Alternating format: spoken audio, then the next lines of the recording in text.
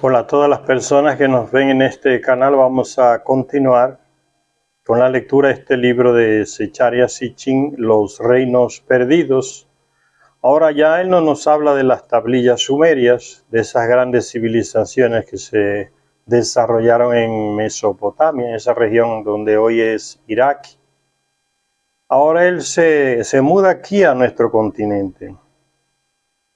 Y la última parte que veíamos, el viaje de Colón de España hacia acá en 1492, donde él, pensando que había llegado a la India, le llamó indios a los indígenas que encontró acá. Llevó 3 o 4 de ellos a la presencia de los reyes católicos en España, Isabel y Fernando. Y también llevó oro que los indios usaban como adorno. Los escritos no dicen si se los robaron a los indígenas o si los indígenas se los regalaron, pero lo llevaron. Y estas pruebas de personas y oro animaron a los reyes católicos a que le financiarle el segundo viaje a Colón. O sea, era como justificando, ¿no? Allá está lo que queremos, el oro. Con aquel primer oro traído a España desde las nuevas tierras, eso fue ahí en el Caribe, República Dominicana, Haití, Puerto Rico, Cuba, las Bahamas, ahí fue que encontró esos oros y esos indígenas y los llevó a España. Con aquel primer oro traído a España desde las nuevas tierras, Isabel, tan piadosa que la iglesia le llamó la católica, Isabel la católica, ordenó que se forjara una elaborada custodia. ¿Qué es una custodia? Es un objeto como un cuadro o un rectángulo, puede ser adornado, que parece como tiene forma de una catedral a veces, la parte delantera de la catedral, tiene muchas formas, ¿no? Y en el centro hay un círculo donde se guarda, se abre una ventanita y se guarda la hostia, ese pedacito de pan blanco hecho de harina de trigo sin sal, que los católicos dicen que ese es el cuerpo de Cristo. Pues ella, como para agradar a la iglesia, a la jerarquía, recuérdense que la jerarquía europea está siempre mantenida por los reyes. Cuando aquí vienen sacerdotes de Europa, vienen, quien le paga el salario a esa gente y le da de comer son los reyes. Entonces son una vanguardia de los reyes, de los invasores. Ellos también forman parte, no son algo aparte. Forman parte de la invasión que se envía de Europa. A ellos se les envía con una misión, amansar. Se le llama cristianizar, le llaman ellos, ¿no? Para disfrazar. Pero es amansar para que los soldados lleguen detrás y hagan el trabajo más fácil. Entonces esa reina, para agradar a esa jerarquía, le regaló esa custodia, esa catedral de Toledo.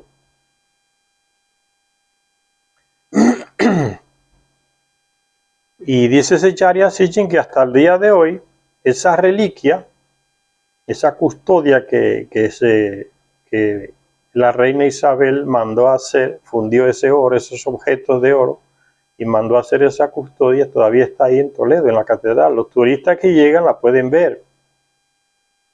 Lo que hizo Colón con el primer oro que llevó de aquí a España, ahí desde el Caribe. Dice Zecharia Sitchin,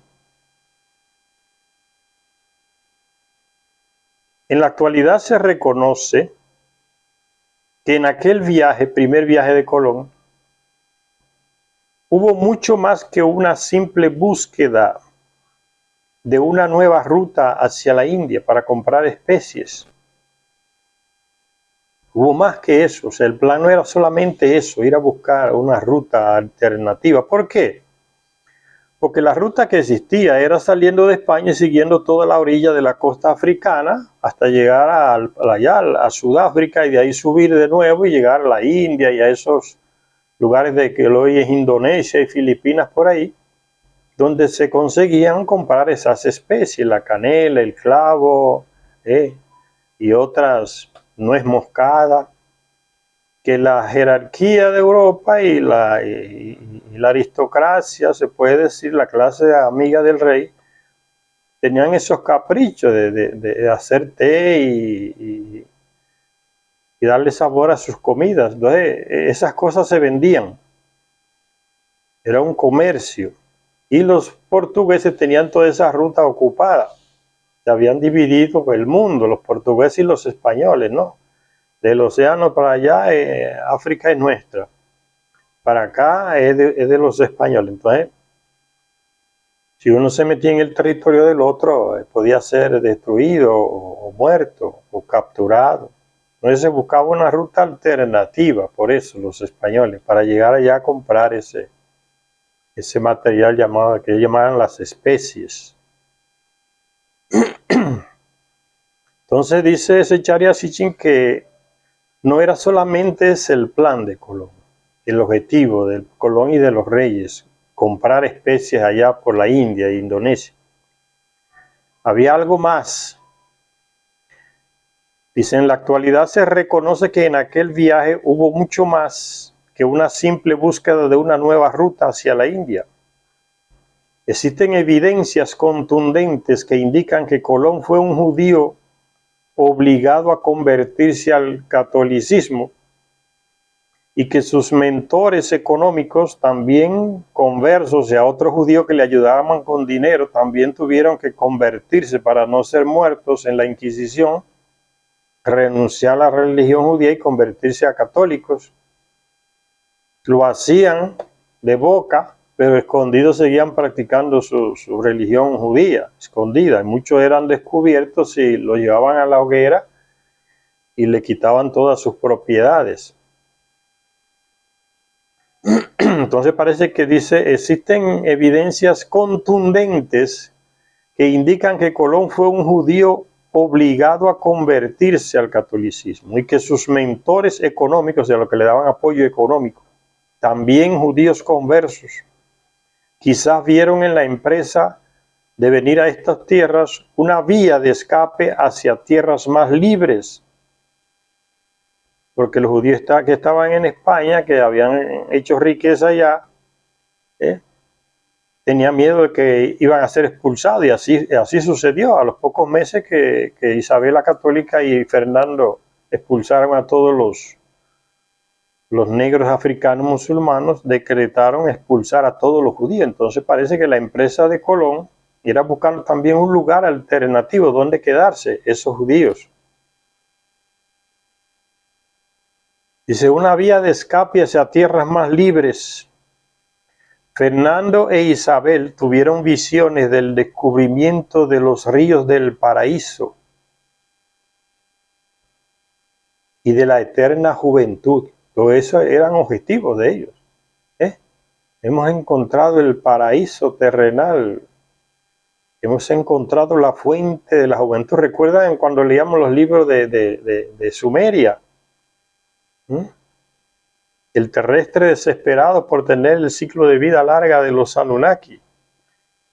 Lo que muchos terrestres pensaban que era la vida eterna. Fíjense cómo a miles de años continúa la misma inquietud en los terrestres, nuestros reyes, buscando una eterna juventud, o sea, un ciclo de vida más largo para ellos. Lo mismo que buscó Gilgamesh, ahí en Mesopotamia.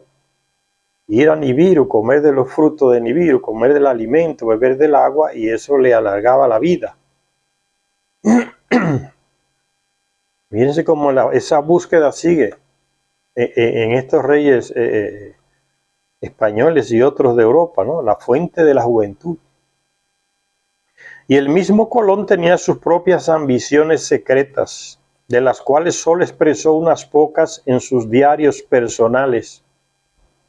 Se veía a sí mismo como el que iba a dar cumplimiento a las antiguas profecías referentes a una nueva era que comenzaría con el descubrimiento de nuevas tierras en el extenso de la Tierra, en el extremo de la Tierra, del planeta. Para ellos era el extremo. pero fue lo suficientemente realista como para reconocer que de toda la información que se había traído de su primer viaje, la mención del oro sería la que le aportaría una mayor atención, tener oro, ¿ves? Los que los Anunnakis llegaron y comenzaron a querer oro, sacar oro de acá, los terrestres lo siguieron, la ambición por el oro, querer oro. Ya no era el oro no era de los dioses, ahora era de los terrestres que conseguían robarlo, aunque fuera matando. Sobre todo los reyes, tener oro, tener esa riqueza. Y eso detrás hay una gran concentración de poder. Dice entonces que Colón, lo que más le llamó la atención fue esa descubierta de oro, diciendo que el Señor le mostraría, miren, un fanático religioso Colón, diciéndole que el Señor, o sea, el Dios de los cristianos, de los católicos, dice que el Señor le mostraría el enigmático lugar donde nace el oro, porque en el primer viaje los indígenas le dijeron que había una ciudad no muy lejos donde ellos conseguían todo ese oro, y eso fue una obsesión en la cabeza de Colón. El Señor le mostraría el enigmático lugar donde nace el oro. Es como viene la religión mezclada con la búsqueda de la riqueza, la ambición por la riqueza. Hasta el día de hoy es así. Uno ve cuántos sacerdotes, cuántos obispos, cuántos pastores desesperados por tener dinero, casas, propiedades. Piden millones y la gente, los pobres con cabeza de oveja dándole millones a esa gente. Compran barcos, compran televisoras, compran bancos, compran yates, aviones y no pagan impuestos. Y las ovejas dando dinero, dando dinero. No, hay que pagar el diezmo porque eso está en un libro antiguo que se llama la Biblia, que se escribió no se sabe para quién allá, miles de años atrás, entonces se lo meten a la gente hoy. Y que según ese libro entonces hay que dar diezmo y los padres y los pastores cobrándole esa mensualidad al pueblo, pero se lo cobra mal a los pobres, y a la gente más pobre. El diezmo no se lo cobran a los ricos, a los millonarios no le cobran diezmo, le cobran diezmo a la gente más pobre que va a las iglesias, es más fácil de manipular. Entonces mensualmente entre ese dinero, y de ese dinero le llega una parte allá al Vaticano anualmente, con el diezmo y las ofrendas de las misas y todas esas cosas. Ese dinero que sale del país sin pagar impuestos y va directo al Vaticano. Un robo. Diciendo que el Señor le mostraría el enigmático lugar donde nace el oro.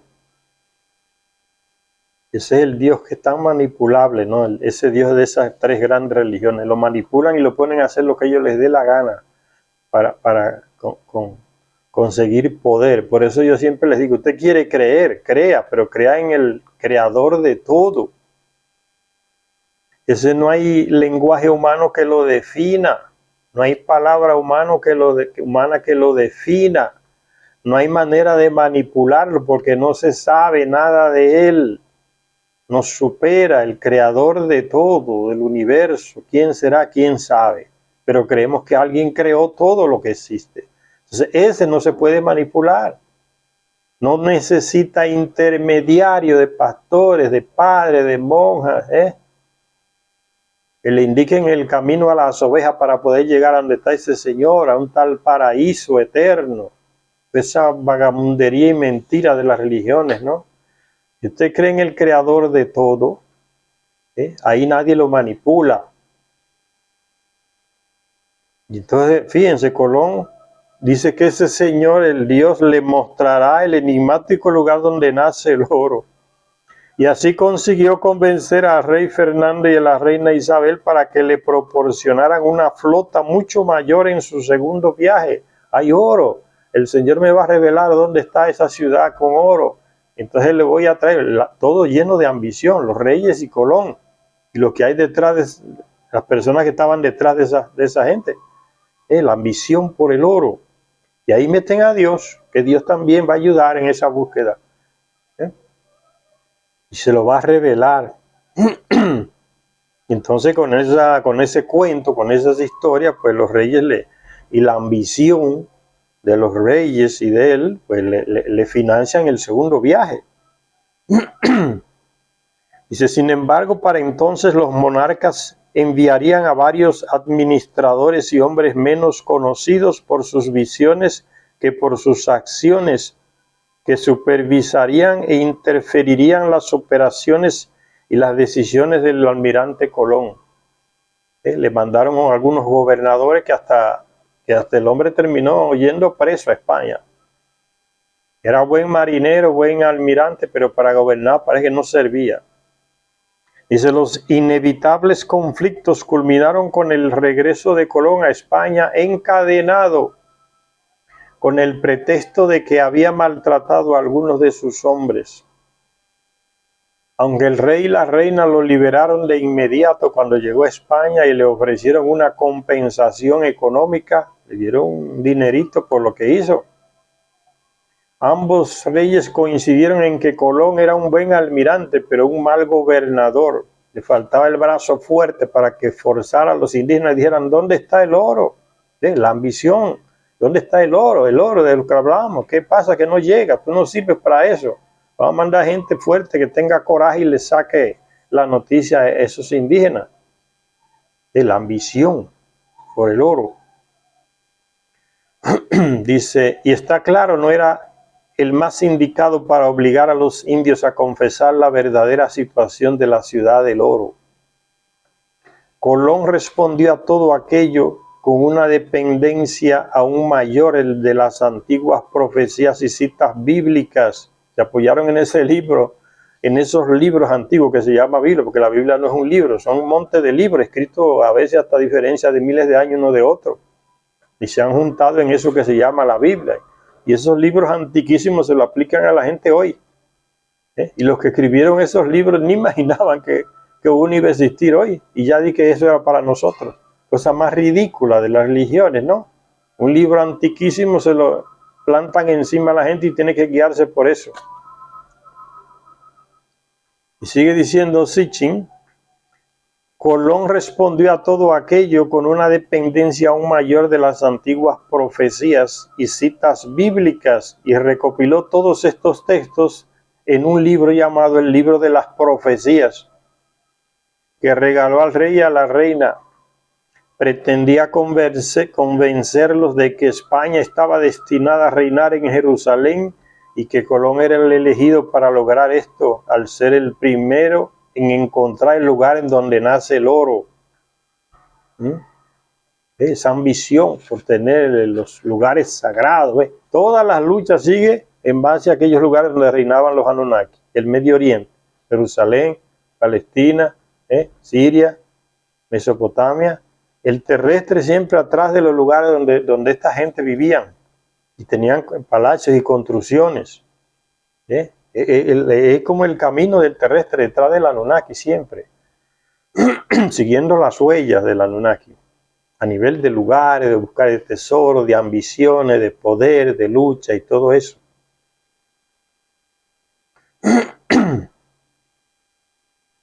Entonces sigue diciendo Sitchin, Fernando e Isabel, también creyentes de las Escrituras, accedieron a que Colón zarpara una vez más, convencidos especialmente por el argumento de que la desembocadura del río que había descubierto Colón, llamado ahora el Orinoco, ahí en Venezuela, era uno de los 4 ríos de los que habla del paraíso, porque en la Biblia se dice que el jardín del Edén en él desembocaban 4 ríos, el Éufrates, el Tigris y otros 2 más.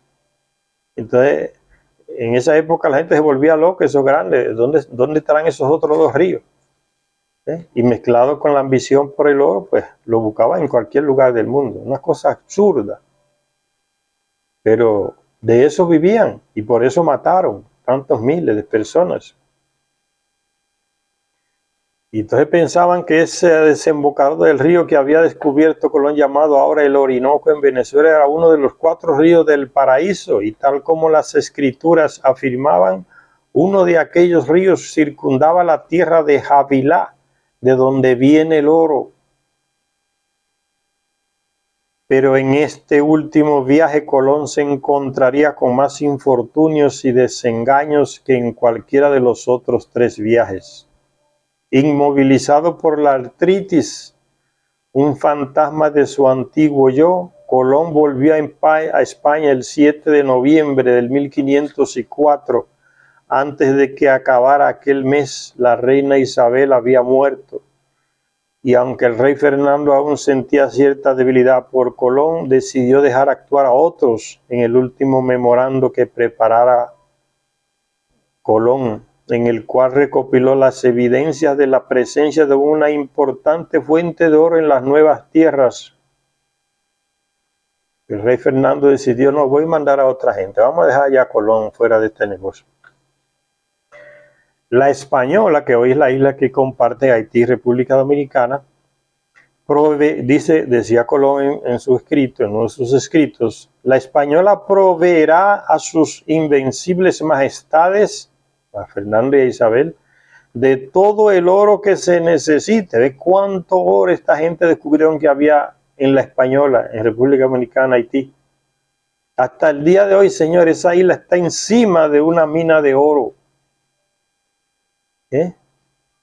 En cualquier río de República Dominicana usted encuentra oro y lava oro. Hasta el día de hoy, ¿a quién le están dando esa cantidad de oro? Se lo están dando a la Barrigold, a una empresa estadounidense canadiense. Se lo lleva, le deja los agujeros y los ríos con mercurio, contaminados. Y el gobierno defiende eso. No tiene cojones ni coraje de agarrar su oro, el oro de todos los dominicanos, y nacionalizarlo para que cada dominicano viva como rico, no pase hambre ni miseria. Esos gobernantes sinvergüenzas y ladrones no hacen nada, dejan que se lo lleven el oro, esos extranjeros. Ni siquiera se plantean tener una refinería o una industria del oro, ni se plantean. Cuando le llevan esos proyectos, los presidentes los engavetan, no se los muestran nunca a nadie. Son unos vendepatrias sinvergüenza. A su propio oro, su propio pueblo, prefieren que se lo lleven los extranjeros. ¿Usted imagina que esos pueblos que tienen esas minas de oro enormes tomen ese oro para darle valor a su moneda? Es que son miedosos para no hacerle la contra al dólar, porque le tienen miedo a Estados Unidos. Prefieren joder a su propio pueblo para beneficiar a los Estados Unidos, porque esa gente tiene su dinero allá en Estados Unidos, en los bancos de Estados Unidos e Inglaterra. Ahí es que está el corazón de esa gente. Por eso es que no nacionalizan nada, no tienen coraje, que sigue el pueblo viviendo en la miseria, encima del oro, que es de todos. Es triste, pero es así. ¿Hasta cuándo? ¿Quién sabe? La Española proveerá a sus invencibles majestades de todo el oro que se necesite. Fíjense esa afirmación de ese hombre. Eso fue lo que él vio en República Dominicana, Haití. Que con el oro que había ahí, solo en esa isla pequeña, los reyes de España iban a tener todo el oro que quisieran. Aseguraba Colón a sus reales patrocinadores, hablando de la isla que en la actualidad comparten Haití y la República Dominicana. Allí los conquistadores españoles, utilizando a los indígenas como esclavos, consiguieron fabulosas cantidades de oro. En menos de 20 años, el Tesoro español recibió de la Española el oro equivalente a 500,000 ducados. No sé cómo se traducirá eso hoy en dólares. Era mucho. Y con el tiempo la experiencia en la Española se repetiría una y otra vez a lo largo de un inmenso continente. Cuando pasaron al continente encontraron tanto oro en Perú y en México. Y siguió la misma explotación que hacían allá en la Española. Pero en solo 2 décadas, y a medida que los nativos iban muriendo o huían y las vetas de oro se agotaban, la euforia de los españoles se convirtió en decepción y desesperación, por lo que se hicieron cada vez más audaces para desembarcar en costas lejanas en busca de riqueza, en busca de oro. España robó tanto oro, señor, aquí en América, no solamente en La Española, en Perú, en Bolivia, en México, robaron tanto oro, y así siguió el pueblo español en la miseria. ¿Ves? Es la misma gente. ¿Cómo es posible que robaran tanto oro y siguieran en la miseria y cayeran como imperio? Porque era un país, y todavía siguen siendo, la corrupción de la clase alta. Se los robaban todo, comenzando por los reyes y su gente. Ese oro se lo pagaban a los bancos de Alemania, de Holanda, que le hacían préstamos a esos reyes. Quedaron en la miseria con tanto que robaron. Uno de los destinos más antiguos fue el de la península de Yucatán en México. Se acabó el oro en República Dominicana, Haití, entonces hay que buscarlo en otro lugar. Los primeros españoles en llegar a Yucatán fue en 1511 y eran los supervivientes de un naufragio. Pero en 1517 zarpó de Cuba en dirección de ese naufragio, de esos españoles que naufragaron en esas costas que ellos no sabían qué tierra era, ahí en Yucatán. Mayoría murieron y algunos quedaron presos de los indígenas y vivían con los indígenas. Uno se casó y tenía hijos allá y otro le ayudaba a los indígenas que lo capturaron a hacer guerras, organizar guerras, que era un militar. Y así fue que llegaron, por un naufragio. Entonces en 1516, eso fue en 1511, en 1517 zarpó de Cuba ya una expedición para ir a Yucatán. La dirigía Francisco Hernández de Córdoba con el objetivo de conseguir esclavos para trabajar en las minas y en los cañaverales. Para su sorpresa se encontraron con construcciones de piedra, templos e ídolos de diosas, pero para desgracia de los habitantes de la zona, que los españoles entendieron que se llamaban a sí mismos mayas, los conquistadores encontraron también ciertos objetos de oro que tomaron, siempre robando. La mala suerte le cayó a los mayas también ahora. Pero fue a lo de las españolas. Ahora descubrieron estos ladrones que había oro también en Yucatán. Ahí le llegó la desgracia. La crónica de la llegada y la conquista de Yucatán por parte de los españoles se basa principalmente en un texto titulado Relación de las cosas de Yucatán, escrito por un religioso, Fray Diego de Landa, en 1566. ¿Ven? Como los sacerdotes van siempre en las expediciones de los reyes a conquistar, a buscar oro, a buscar esclavos. Ahí va el padre. ¿Cuál es el trabajo ideológico? Amánseme la gente, amenácelo con el infierno, con se va a perder las almas. Y entonces es más fácil después llegar a los militares a hacer su trabajo. Entonces ese monte de ovejas mansadas. Ese Frei fue el primero que escribió un libro de esa historia de la conquista de Yucatán. ¿Y de qué iba a hablar él? Pues a favor del rey. Comía y bebía, era un empleado del rey, entonces, y a veces le dedicaban los libros al rey. Entonces, no es la visión de esa historia contada por los indígenas, es la visión del español, y esos son muchos libros de lo que tenemos hoy en las escuelas, la visión de los españoles sobre la conquista. De lo que los indios escribieron, los españoles se encargaron de quemar todo eso para que no se le transmitiera a los otros. Ese Fray Diego de Landa en 1566 escribió ese libro, está en internet en español, Relación de las cosas de Yucatán. Hernández y sus hombres, aquel Francisco Hernández Córdoba que salpó de Cuba para llegar a Yucatán, Hernández y sus hombres Según informa Diego de Landa, vieron en esta expedición una gran pirámide escalonada. A lo lejos vieron una pirámide en el territorio de Yucatán, de piedra. Ellos ni conocían ese tipo de construcciones, los europeos. Se quedaron asombrados. Vieron en esta expedición una gran pirámide escalonada. Vieron ídolos y estatuas de animales y una gran ciudad tierra adentro. Sin embargo, los indígenas a los que intentaron capturar se les resistieron ferozmente, mostrándose impertérritos, incluso ante el fuego de artillería de los barcos. Les mandaban los españoles cañonazos desde los barcos, porque los indígenas no lo dejaban desembarcar.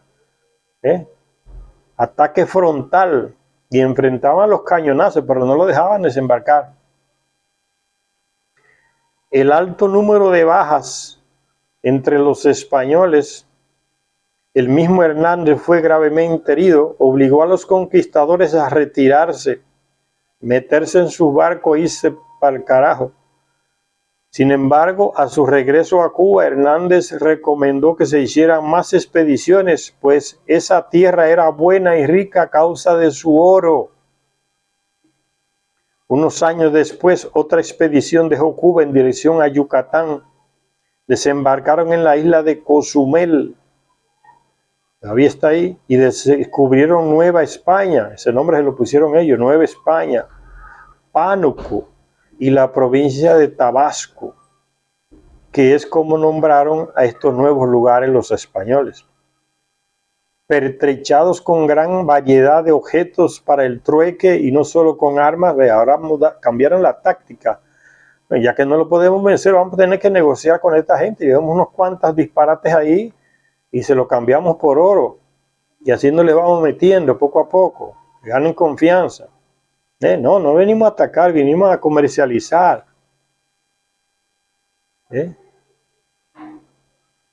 Pertrechados con una gran variedad de objetos para el trueque, el intercambio.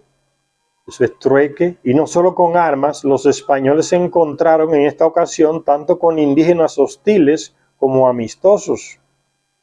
Vieron más construcciones y monumentos de piedra, sintieron la punzada de las flechas y las lanzas de punta de obsidiana, una piedra negra perfecta para hacer objetos cortantes. Ya lo usaban los indígenas, españoles ni sabían nada de eso, ignorantes.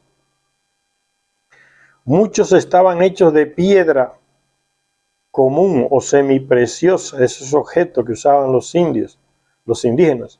Muchos estaban hechos de piedra común o semipreciosa, otros brillaban como el oro, pero al examinarlos de cerca resultaba ser cobre. Sabían trabajar la minería, fundición de metales. Los españoles no lo sabían. No sabían fundir grandes cantidades de metales, lo aprendieron con los indígenas. ¿Quién le enseñó a los indígenas? Recuerden que son los descendientes de Caín. Que Ninurta le enseñó a Caín a construir ciudades y a sus descendientes aquí en América, a construir ciudades, a construir barcos, para atravesar grandes océanos, mares. Le enseñó la minería, le enseñó astronomía, matemática.